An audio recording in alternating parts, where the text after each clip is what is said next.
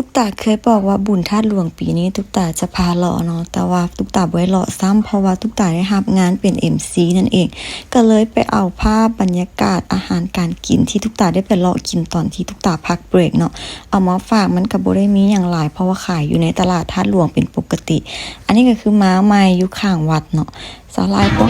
อันนี้แม่ค้าคนน่ารักเลยภาพมันก็สิบ่ได้มีหยังหลายเด้อทุกคนมีแต่ตอนตุ๊กตาทันทายตุ๊กตาก็ได้ทายเนาะตุ๊กตาอยู่บูธดัชมิลเห็นภาพนี้บ่ทุกคนเมืองต่างชาติเขาเจ้าแบบเห็นธาตุหลวงแล้วก็เห็นคนเขาจะกระทายฟิลคือเฮาไปต่างประเทศแล้วเห็นอีหยังที่เฮาบ่เคยเห็นนะอันในทายให้เบิ่งสุดตัวเองแต่ละมื้อแต่งแบบสบายๆน่ารักสดใสเพราะว่าอยู่บูธดัชมิลกินนมลูกค้าเข้าร้านแต่ละมื้อคือหลายแฮงทุกคนต้องรถจักรบาล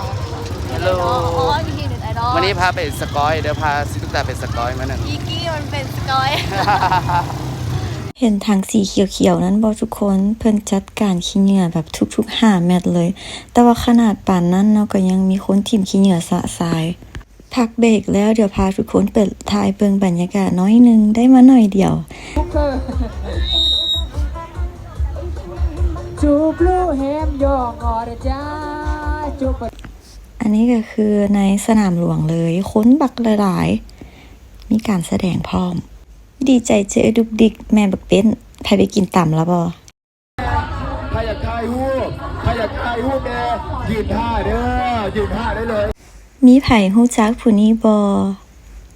งามบ่ทุกคนเอาเป็นว่าปีนี้ตุ๊กตาบ่ได้พาไปเลาะเด้อคันต่อไปมีงานอย่างทั้งหน้าคันมีโอกาสตุ๊กตาสิพาไปถ่ายเอาบรรยากาศมาฝากเด้อบ๊ายบาย